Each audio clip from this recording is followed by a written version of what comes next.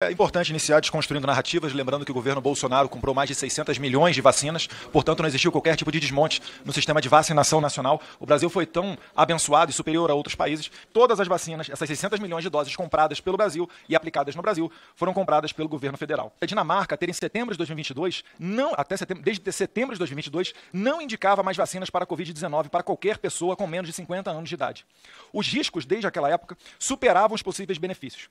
A indicação poderia ocorrer apenas em pessoas com múltiplas comorbidades de alto risco e apenas depois de uma avaliação médica criteriosa. A Dinamarca, reconhecidamente um dos países menos corruptos do mundo, fez um cálculo de risco e benefício e concluiu que as vacinas da Covid-19 são indicadas apenas para idosos. Eu tenho um agradecimento a fazer à Comissão Especial de Covid, a Comissão Externa de Covid, que ela foi fundamental para a medida provisória assinada pelo então governo do presidente Bolsonaro, para que pudesse ser desenvolvida, produzida a vacina na Fiocruz. Foi um trabalho intenso do Parlamento brasileiro, junto com toda a discussão que fazíamos como instituição. Por isso nós conseguimos. Da mesma forma, eu testemunhei a reunião em que governadores de todos os partidos pediam para que fosse assinado o acordo com o Instituto Butantan. Esse acordo demorou uns 3 meses para ser assinado. E da mesma forma que todos testemunhamos a dificuldade de incorporação da vacina da Pfizer. Na época, apesar de eu estar à frente da incorporação tecnológica da vacina desenvolvida pela Universidade de Oxford, com o princípio, inclusive, que a vacina não deveria ser lucro e que foi representada pela farmacêutica AstraZeneca, apesar de eu estar nessa condição, eu fui a primeira e estava nessa reunião com os governadores, com o presidente da Fiocruz, junto com o presidente do Instituto Butantan, a afirmar que o Brasil não poderia ter uma única vacina, ainda mais numa situação de epidemia. Não se compara vacina, né? Isso é até um malefício, ficar se comparando vacina numa situação de emergência. Com relação ao que é a eficácia das vacinas, isso já está também devidamente atestado em artigos de pesquisadores da London School of Hygiene da Inglaterra, da Universidade de Oxford, pesquisadores do grupo brasileiro que é reconhecido internacionalmente como referência para os estudos de eficácia da vacina de Covid, que eu já mencionei na apresentação inicial. Essa efetividade na aplicação se dá para as mortes e para os casos graves, portanto, reduzindo hospitalizações. Esse é o consenso estabelecido pela ciência.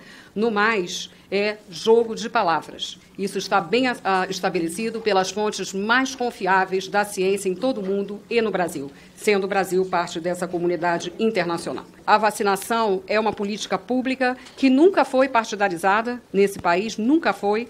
Eu sou testemunha como estudiosa da vacinação que fui nos meus tempos de pesquisadora da Fiocruz, publicando vários trabalhos sobre isso. Lembro, entre outros nomes, Dr. João Batista Rizzi, e todo o seu trabalho na questão das imunizações, Dr.